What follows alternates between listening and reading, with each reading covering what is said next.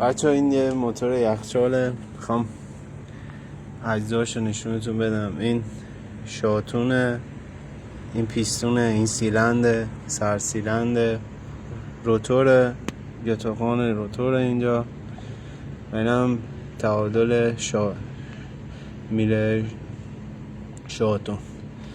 خب بزنم روشن کن.